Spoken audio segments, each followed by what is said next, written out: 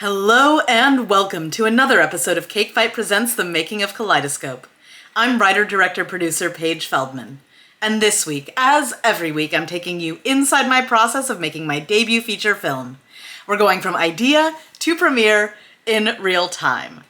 So last week, and the week before that, and the week before that, you have been watching me read in real time, live, the script for Kaleidoscope, my first draft, which is a whopping 263 pages. This week, finally, I am going to be finishing reading this script for you on video, giving you my commentary as it goes on. And because I'm so excited about being finished with this set of videos and actually going into the revising process, I'm just gonna roll the titles.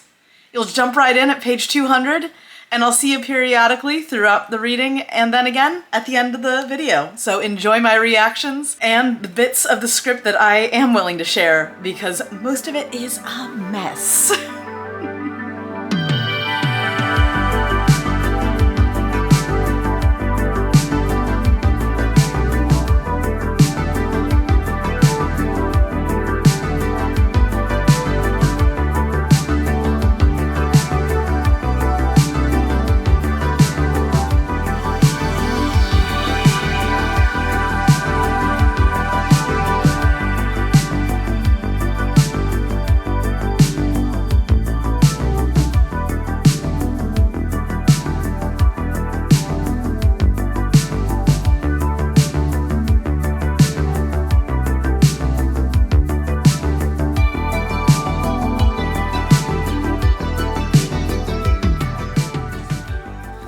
We're on page 200, yay! This is also a really fun scene that it's not right yet at all. It really isn't. I'm not gonna show you any of it, but it's the scene where Lee and Jonah go to a party in the real world in real time outside of the time loop, and they see each other for the first time since they've begun a relationship in this time loop, and have a moment where they say hi to each other, and there's a quick flash of them mauling each other with a kiss at the party, like subtext in an image. I know this scene is going to be something special once I fix it up and figure out how it fits into the story. It's nice to know that there's a building block here that I'm enjoying even when I'm not enjoying the writing. So this happens sometimes. My printer just spits out a bunch of blank pages that I hole punch because I don't know any better. So these blank pages, what I do is I put them in my binder because I edit on paper, put them into the little side pocket here of my binder, and now I have scrap paper to write notes on, or if I need to handwrite a new scene, a little gift from a printer that gets overeager about printing things.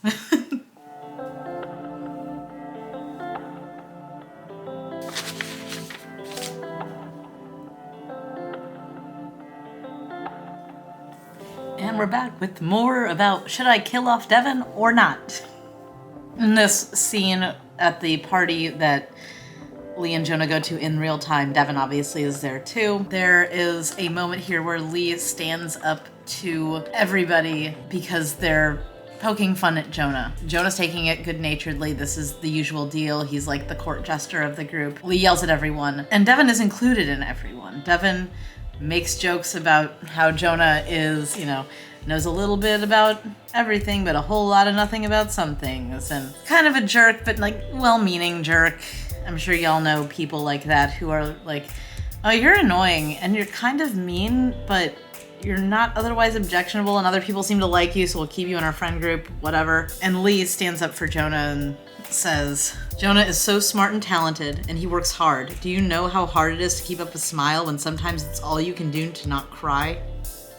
I don't know if that scene and this argument, this moment would be as impactful if Devon wasn't at this party. Because Lee's also standing up to him as she's continuing to struggle with whether she should break up with him and move on.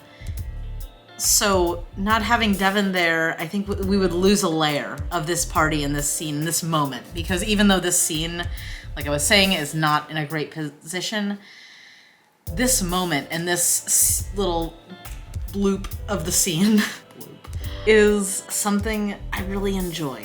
And maybe there's a different place for it, because there's not going to be a place for everything I enjoy probably, because we got to cut over half of it, but I would love to try to keep this moment. And also on page 206, the karaoke twins come back for like the 9th time or something. I've stopped mentioning when they're back, but they're back a lot. I can't believe that I only added them on like page 89, I think. They're such an integral part of the background of this story.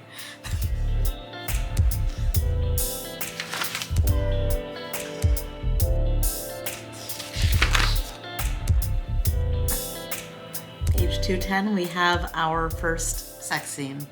Hey, so it's Paige from the editing suite, and this whole segment is super fragmented. I did a terrible job with transitions when I was talking, so I'm just gonna lay out the 3 parts of the things I'm gonna be talking about. First is how sex scenes are like musical numbers. Second is what's not working in this sex scene in this script. And third is just generally how I feel about the scene, and not in terms of the characters or anything, just the writing. So those are the 3 things I'm talking about with regards to the sex scene. I like a lot about it, but I'm not particularly happy with the emotional escalation. I think there were moments that made me feel more, that felt more like, I'm gonna use the word climax because I'm just gonna use the word climax, and it's no pun intended, but I mean, I'm acknowledging that the pun exists. A sex scene to me feels like, it's like a song or a dance in a musical. It is something that happens when the emotions that people are feeling cannot be expressed adequately in words anymore. There needs to be some sort of elevated component. In a musical, people sing a song when words won't do. And if that's not enough, then they just start dancing. Just that movement, the joy, the freedom. And in a romantic comedy, in non-musical movies, even though there are song and dance sequences in this movie, sex scenes are what happens when emotions come to such a head that no amount of talking is going to help us relate with these characters. They need to express themselves physically. If we're taking this script down by about half, it would be on page like 105, 100 of a 120 page script. And that feels like actually a little bit late, but about like, or maybe about right. I think the sex should happen and then the break happens pretty quickly afterwards. Usually, but we'll see. Maybe I'll move this up super early because these characters are in their mid-30s. They're not going to be farting around waiting to go to bed with someone wondering about the consequences necessarily. The scene itself, it's like, it feels like, okay, I need to write the sex scene now. Let's do it. So, not super happy with how it's turned out, which kind of feels like a theme in a lot of my reactions here, where I'm finding surprising and delightful scenes and lines in places where I was like, oh, I didn't even know that I wrote that. That's fun.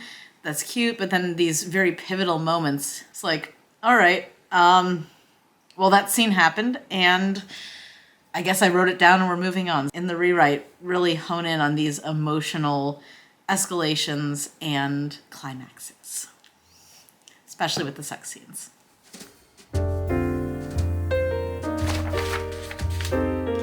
Oh, so this is fun. This is an idea I had as I was writing, or on page 212, and leading into end of Act 2 set piece where there's a showcase of comedians that Jack Colby has organized in order to find the right comedian to help him rewrite his script. I have decided, instead of writing a bunch of a bunch of like stand-up one-liners, to, when casting, find actual real up-and-coming stand-ups, film all their sets, put real people who have real comic work out there and put them in a movie. I'm excited. I'm really excited about that, about the finding the comedians and also the filming it. It'll be a blast. Here's another check in the Keep Devon Alive column. On page 214, Jonah's doing his set at the showcase, and he's having a panic attack. He sees Lee in the audience. Lee helps him out. She tells him it's not real, which is the thing that they say to each other in the time loop to encourage each other to be bold and try new things. And Jonah calms down for a second, and then he sees Devon sitting next to Lee and realizes, oh crap, it is real. And the panic attack doubles down. It's really important that Jonah bombed the showcase, so I would need to find a different way. I mean, he could just not believe Lee, but that's, I think, less impactful than the physical reminder that he did harm his best friend. And Lee wouldn't, like, bring Devon's ashes to a comedy show, because that would be weird. That's something I'd have to think of and have to rework, and this scene is a pillar scene for the film, so it's not something I can really cut. I mean, I can cut anything, but I'm not cutting this one. Maybe. I can't make any pronouncements right now. I just gotta finish reading it. I'm on page 214.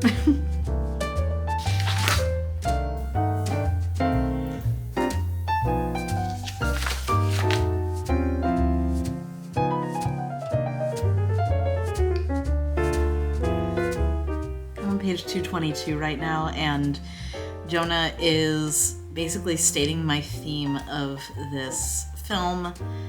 I love everything he's saying, but I worry it's too expository and a little maybe even too on the nose. I'd love to find a way to put some of those sound bites, like a best of compilation of this page, in the script in a more organic way. So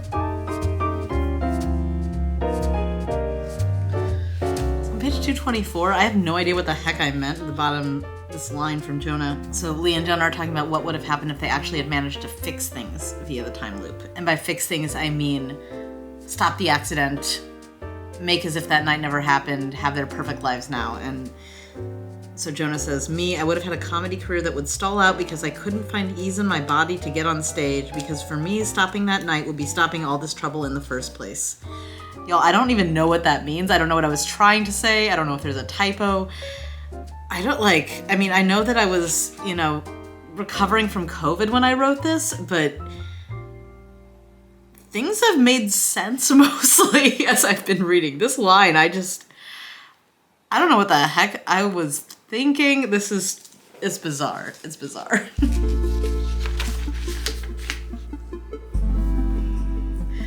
Guess what time it is? It's more time. It's time for more. Should I kill off Devon or not? And this scene here, that I was talking about 224, I'm on page 227 now, is the climactic argument between Lee and Jonah, where they split before going off with their lives and then coming back together again. And Jonah confesses that he crashed the car because he blacked out during a panic attack, and Lee gets mad at him. It would be a lot simpler if Devon died here, because Jonah hasn't told Devon that he caused the accident. Not being able to tell Devon hits different than him not telling Devon. It's not just a likability issue, it's also an issue of Jonah choosing to live with his guilt and keep it bottled up, and Jonah having no choice but to. And if he had told Devon earlier in a universe where Devon was alive, then maybe he would be able to have just avoided this whole rigmarole and really worked on his stage fright. But in a universe where Devon's dead, why tell anyone? It doesn't matter. And then all of that hurt and anguish that I killed my friend is just like growing and festering and metastasizing. Strong argument, strong point in the column of kill Devon.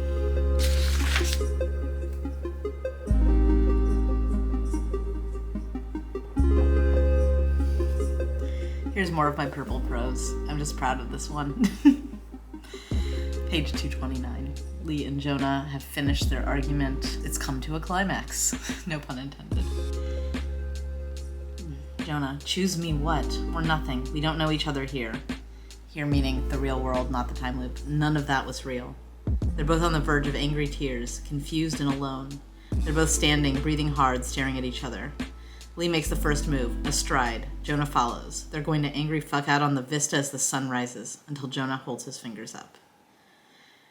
We're not in the loop anymore. If you don't want to do it, you need to stop now. The brackets I use to denote that an actor should stop speaking, but here's the context for what they're thinking, what they're going to be saying, and it can help them shape their performance, give them more information about the characters so they can really get into their head. All the feelings they both have run like electricity and ice water through their veins. Jonah and Lee are barely 6 inches apart, but it's like a wall separates them.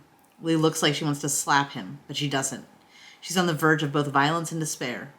Jonah is more immovable, but a closer look at his limbs and he's trembling. Lee steps back first. It's a lot about feelings. It's a lot about the geography of Lee and Jonah's bodies in relation to one another. I can feel the energy the actors are going to bring to this scene. It's really exciting.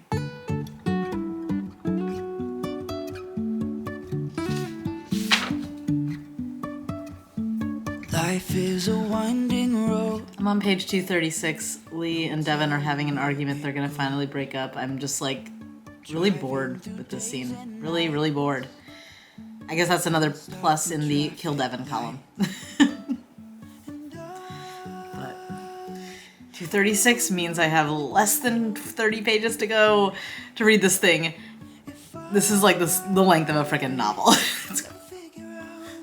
Here's something that makes me laugh after that terrible conversation. Jonah invites Devon in. Jonah's gonna tell Devon that he caused the accident. Jonah said, "Want anything to drink? Juice, soda, water, weird energy drinks from Costa Rica? Truly heinous hard seltzer?"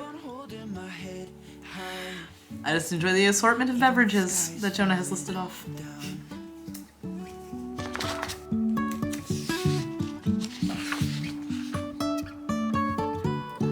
One thing I really love about this script that I kind of didn't intend, but it's exciting to me, is the dynamic between Jonah and Zach. Initially, Zach was going to be a very small part, could be shot out in 2-3 days, hoping for a big, A-list, B-list star cameo to try to get someone to play him. Like, honestly, like, he's named after Zac Efron, kind of modeled after the idea of Zac Efron, so would love for Zac Efron to come in and play Zach. But what I'm getting is that Jonah and Zach are actually Zach is the confidant, the friend, which is another point in the column of Kill Off Devon. But what I love about their relationship is that Zach is more successful. He's freaking famous. He's rich. He's gorgeous. Everything. And he is Jonah's younger brother. All of these things that Zach is and Jonah is not, it almost feels like Zach should be the older brother. Jonah is trying to trail after his younger brother. And as an older sibling myself, like I'm the oldest of 2, but I couldn't imagine what that would feel like to feel like you're behind your sibling who's younger than you. And not only that, you're trying to feed off of your sibling's success in order to find something of your own. There's something just extra demoralizing about that to me that Jonah's gonna have to deal with because of because of the birth order thing. Continuing to remind myself that Jonah's the older one. It's this weird, interesting dynamic. There's a lot of stuff to explore there. I'm really excited about that part of the script.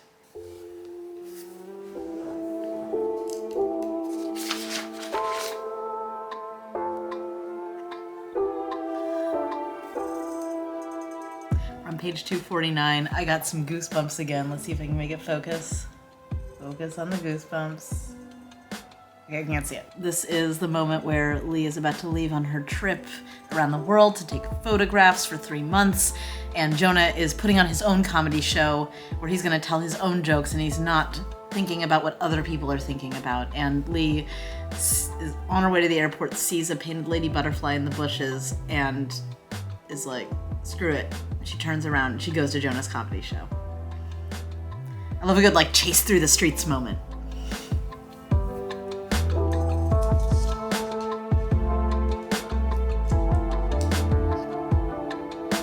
So I'm on page 251, 12 pages till the end. And so I wrote a note to myself in the script, the all caps notes that I talked about in this video right here, when I'm talking about the things that I do to make it easy for myself to just draft full steam ahead, not looking back. I really liked this note. So this is Jonah in the middle of this comedy set in the show that he's put on himself, doing sort of a montage of him telling different jokes. And the note is, these jokes should have seeds in events earlier in the movie. This is a thing that I love doing to give a sense of inevitability to the ending, is finding little moments to drop in interesting tidbits or a funny line or something poignant and memorable.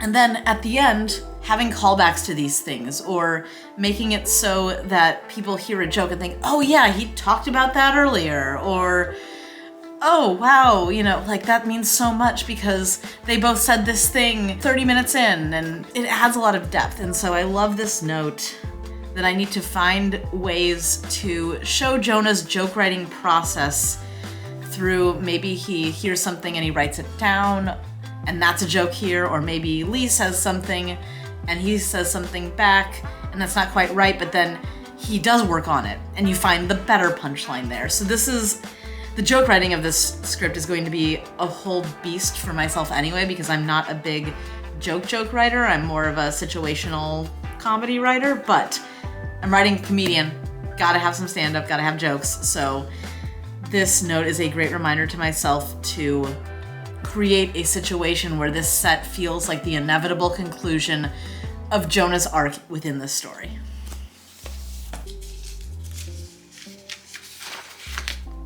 And on that note, like, these jokes that I've written here, not great. It'll get better. This is what rewriting's for. What I do like about these jokes is the voice that I have for Jonah, the way that he's telling them. I think that I've really leaned into something and found something really nice here towards the end. So I just need to figure out what the material is, and I know how to write it and how to have him deliver it. Just need to find the right stuff, the funny stuff, the really, really good stuff. And then maybe some of these worst jokes I can put earlier when he's still struggling. We're gonna be very conservation-minded here in this rewrite. You know, reuse, reduce, recycle. That really is the name of this revision game. I might have to reuse some of the jokes somewhere. We'll reduce the page count of the script, and then maybe recycle some stuff from the script as well. Very conservation-minded. This joke is the result of my brain being so close to done reading this script. It's not that funny. I don't know why I was cracking up so much. I hope you enjoyed it though. If you enjoyed, it's hilarious, and you're right, and I'm hilarious. On page 262, Lee and Jonah are in an Uber. Lee's on the way to the airport, and Jonah kind of snuck into her Uber thinking, oh, we're going back to your place. Didn't realize that she was actually going on a trip, and this Uber driver is very paranoid that they're going to have sex in the backseat of his car. Jonah has to leave to go back to talk to a woman who wants to sign him an agent, and he gets out of the car, and the Uber driver says, close the goddamn door. And Jonah says, okay, Panic at the Disco, calm your tits. The close the goddamn door joke, I enjoy. Calm your tits, I think is funny, and it's cheesy, but it's making me laugh, especially after this slog. I enjoy, despite all the work ahead of me, knowing that there are some little gems here. Even if they don't make it to the final draft, I've written something that makes me feel a way, a good way, sometimes.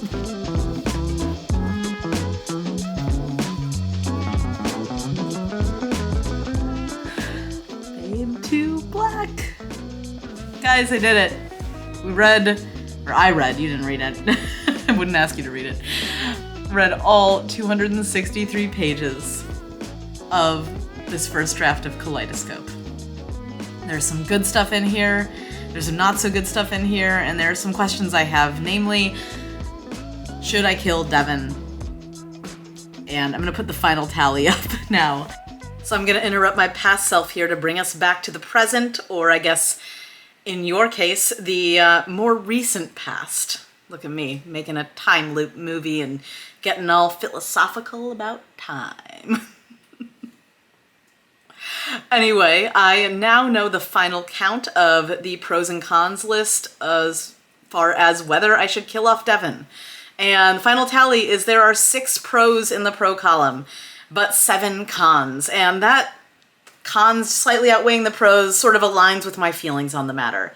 And the biggest con, which is not even really on the list, but is something that I have been thinking about a lot, is how dark that tone would be if the hero of the romantic comedy committed manslaughter against his best friend.